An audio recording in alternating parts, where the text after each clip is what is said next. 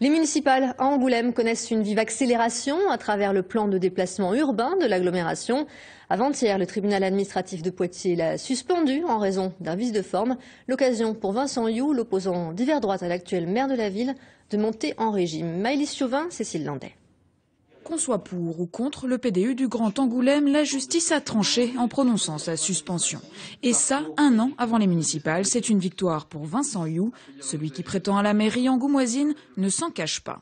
C'est une satisfaction d'un élu qui était soucieux de la bonne gestion, de dire qu'il ne fallait pas dépenser l'argent public comme ça à tort et à travers. Si c'est le sujet des municipales, évidemment, ça me donne du baume au cœur.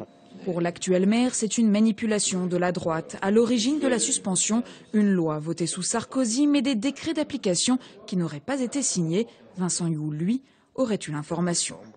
Cette droite arrogante que nous avions déjà connue du temps de Nicolas Sarkozy, que nous connaissons encore avec des Jean-François Copé, des Valérie Pécresse ou des Nadine Morano, eh bien on a les petits modèles locaux avec leurs jeunes émules comme M. You, l'adepte de Christine Boutin, qui aujourd'hui eh bien, montrent le vrai visage de la droite locale. Alors hier, la réunion sur le PDU, même sans le maire, a commencé par un lapsus malheureux. Mobilix sera la clé de voûte des déplacements urbains pour pouvoir desservir la gare. Le ton est donné, alors Vincent You attaque. Pourquoi cette réunion est-elle maintenue si le PDU est suspendu ? Aujourd'hui, ça n'arrête pas notre concertation. Et puis, une fois que le jugement sera rendu, on prendra bien sûr en compte tous les éléments que l'on devra mettre en place, peut-être sur une nouvelle enquête publique, peut-être sur autre chose. Vous ne pouvez pas dire on respecte le droit et tenir cette réunion qui nous laisse à penser que tout continue.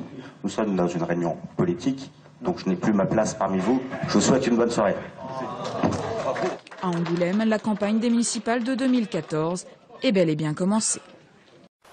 Donc aujourd'hui c'est un grand jour parce qu'on a eu la réponse du tribunal administratif qui a décidé d'aller dans le sens de ce que je préconisais depuis plus de 18 mois, c'est-à-dire de dire que le projet de PDU est manifestement illégal et donc il est suspendu. Dire qu'il est suspendu, ça veut dire que tout s'arrête.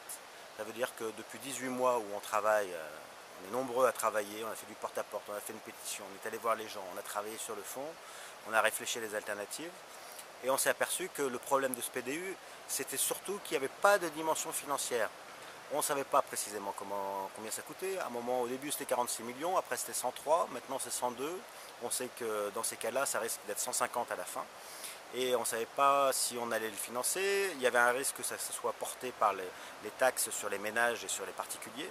Et donc, il y avait un grand risque pour la collectivité. C'est pour ça que j'ai introduit cette action en justice.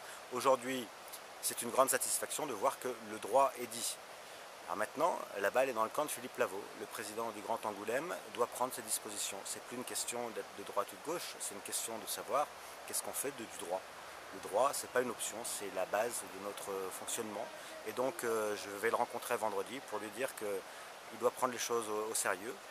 Il y a d'autres projets, il y a d'autres priorités pour notre ville et il est temps maintenant qu'on construise un projet pour cette ville qui corresponde à nos attentes, qui corresponde aux liens humains qu'on a besoin de reconstruire, qui correspond aux besoins de développement de l'emploi.